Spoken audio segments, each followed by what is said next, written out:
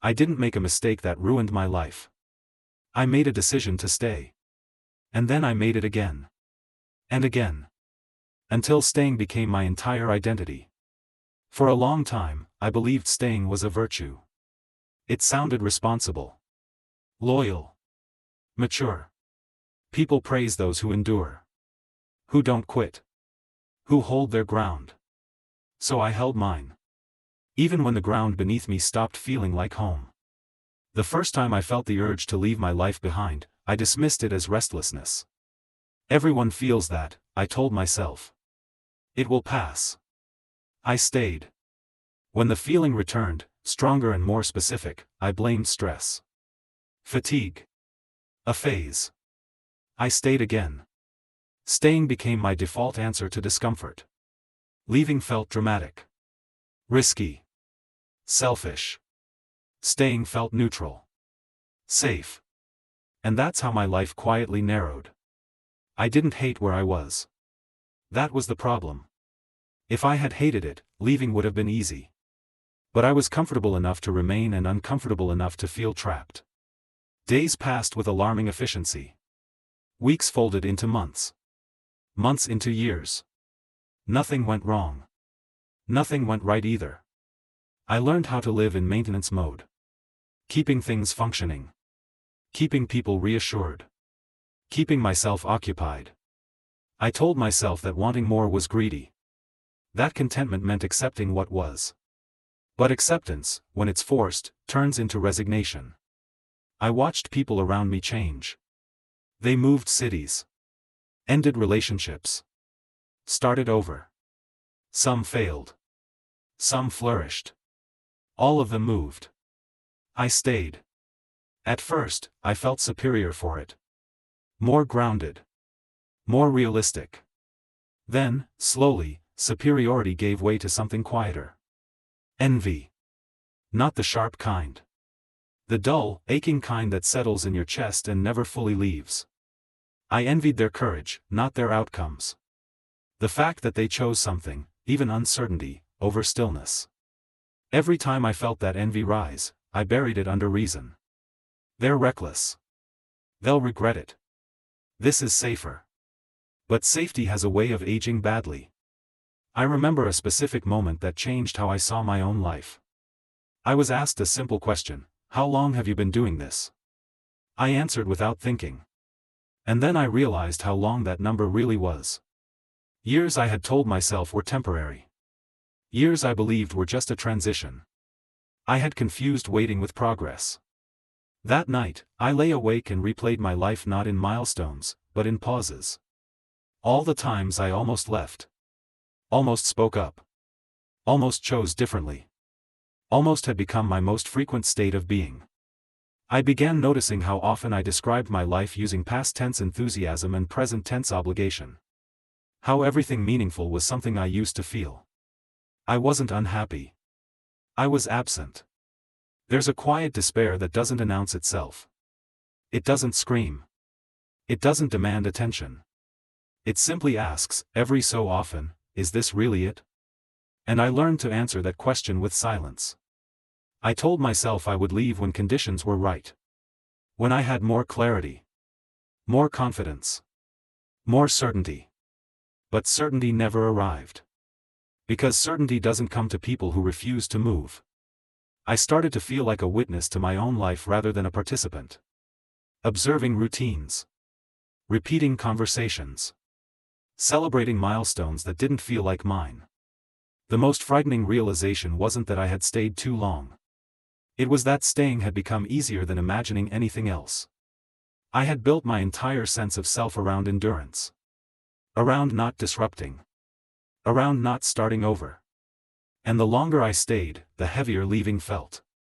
One evening, standing alone, I finally admitted something I had avoided for years: I wasn't staying because I wanted to. I was staying because leaving scared me more than wasting time. That truth settled in slowly, like a weight. And once it did, I couldn't pretend anymore that staying was neutral. It was a choice. One I had been making every day. And the cost of that choice was becoming impossible to ignore. After that admission, staying stopped feeling passive. Before, it had been something that simply happened. Now it felt deliberate. Every morning I woke up and realized I was actively choosing not to leave. Not because I was certain this was where I belonged, but because the alternative felt overwhelming. Time began to behave differently once I noticed it slipping. Days felt shorter. Weeks more compressed. Years suddenly visible in ways they hadn't been before. I started counting in if-onlys. If only I had left then. If only I had spoken up. If only I hadn't waited for permission.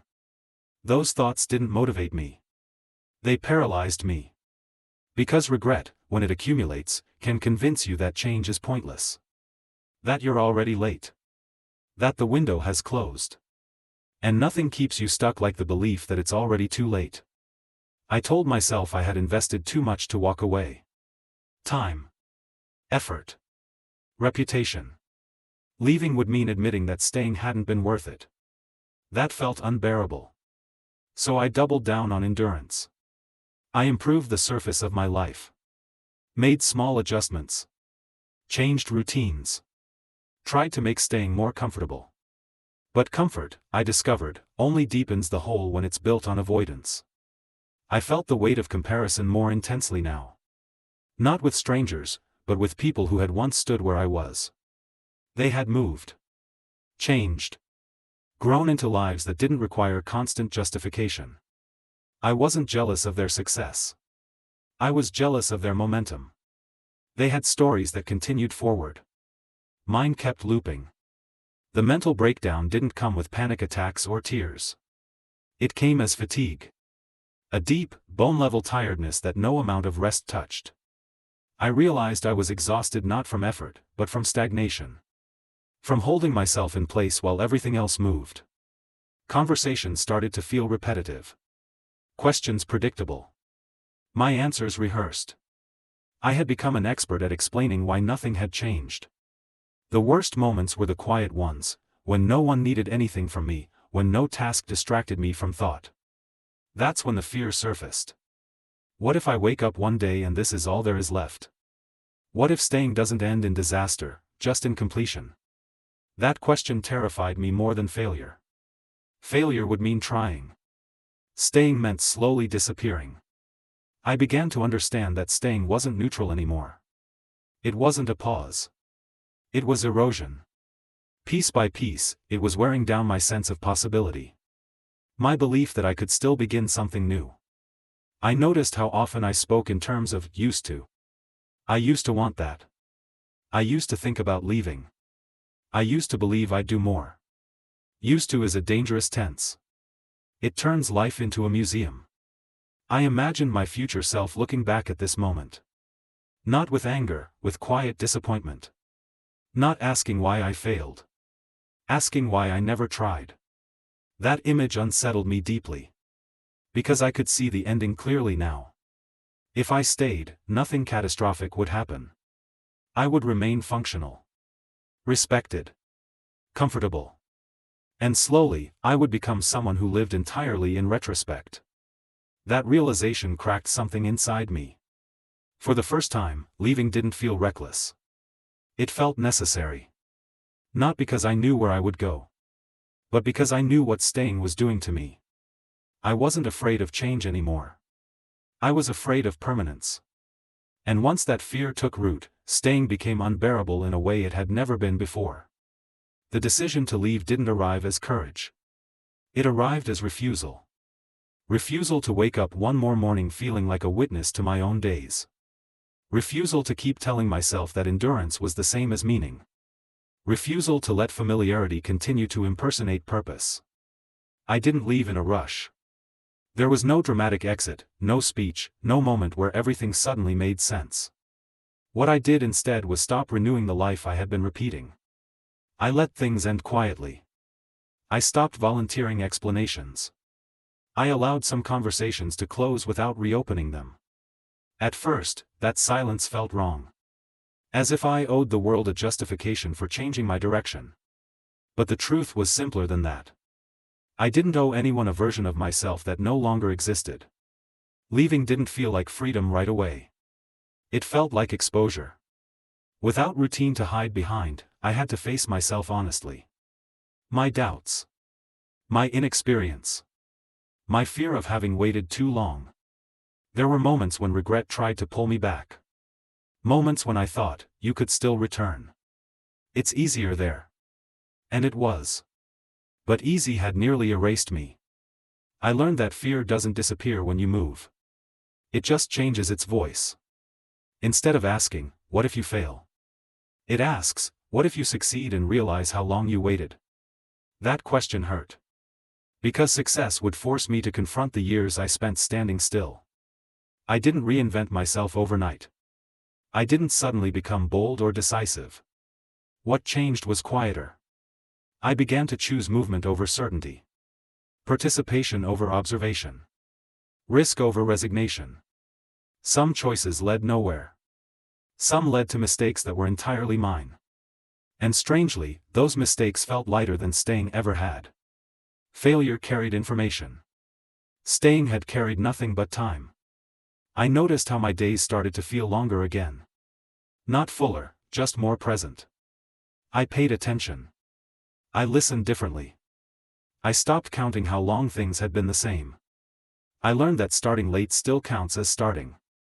That arrival doesn't require perfect timing, only honesty. There are still nights when the weight of lost time returns. When I wonder who I might have been if I had left sooner. But that thought no longer paralyzes me.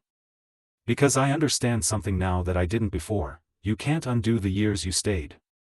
But you can refuse to give them the years ahead. Staying taught me what endurance costs when it's disconnected from purpose. Leaving taught me that meaning doesn't announce itself, it reveals itself through motion. If you're listening to this and you're still where you've always been, telling yourself you'll leave someday, I won't tell you to go. But I will tell you this: staying is a choice. Even when it feels like none. And the most dangerous thing about staying isn't pain or failure or regret. It's the quiet normalization of a life you never fully enter. I stayed where I was for a long time. Long enough to almost forget who I could have been. Leaving didn't give me certainty. It gave me presence. And presence, I've learned, is the only place where life actually happens. Not in plans. Not in waiting. Not in someday. But here. Now.